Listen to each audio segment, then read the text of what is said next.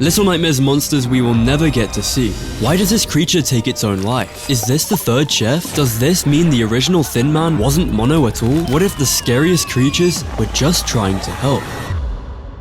Mono learns early on that Six is the only one he can trust, and in a world full of monsters trying to devour you, who can blame him? Bonded by their shared hatred and fear of such creatures, they embark on a journey to escape this nightmare realm. While making their way through the wilderness, they encounter the first cut monster, a giant moose making its way through the trees. It's minding its own business, but its imposing presence alone is enough to make them not want to stick around. No child should live like this, Mono might think. The Pale City only strengthens their resolve to escape. It's be or be killed, and mercy isn't something Mono or Six can afford to give. However, if Mono continues down this path, it will not bode well for him. You know that. Unless he comes to a certain realization soon, he will be left betrayed and friendless, growing old and bitter, hell-bent on revenge. The dark corners of the Pale City lead them to the Barber, a menacing figure who tries to sever them with a pair of gigantic scissors. After narrowly escaping its clutches, now completely convinced that everything in this world wants them dead, the duo makes their way to the school. This is where they meet another cut enemy, the Lunch Lady. Using the Billy's head seen in stealth segments as a disguise, Six and Mono assist the Billies in their attempts to take her down. Tears stain her face as she draws her final breath. Another foe defeated?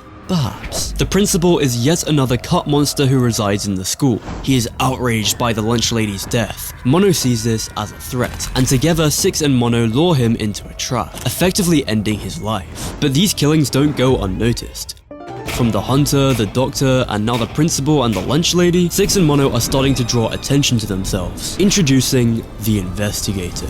An early version of Thin Man, the Investigator appears in concept art interrogating Mono, potentially relating to the deaths of the hunter among others, Mono being the main suspect, believing him to be a lead on why so many of the Pale City's inhabitants go missing. We see what would have been his residence in the final game, and more concepts of the room illustrate a stereotypical private investigator's office. Therefore, the original version of Thin Man isn't Mono. He's a separate character trying to make sense of the disappearances. Throughout their journey, they would have encountered the Baker, an actor for the transmission. We see concept art and advertisements in the game that illustrate this character. He serves a key role in brainwashing the viewers as his program is broadcast to the televisions that infect the city. Skipping ahead to Little Nightmares 1, which of course takes place after this game, Six would have encountered the Wax Bellman and the Third Chef. The Bellman spies on guests through one-way mirrors throughout the mall. Portrait depictions suggest that this drove him to take his own life out of guilt. Not much is known about the Third Chef. He looks more or less like the twin chefs in concept art and early advertising, but would Six be able to handle these new foes on her own? She barely escaped the chefs when it was just two of them, and how can she escape a monster she'll never see coming? Whether Six journeys the more alone in this version remains to be seen. These monsters aren't lost. Reanimal, an upcoming game from the creators of Little Nightmares, repurposed a taxidermied pig with its guts spilling out, originally found in concept art for the wilderness. Even Little Nightmares 3 is showing signs of doing the exact same thing,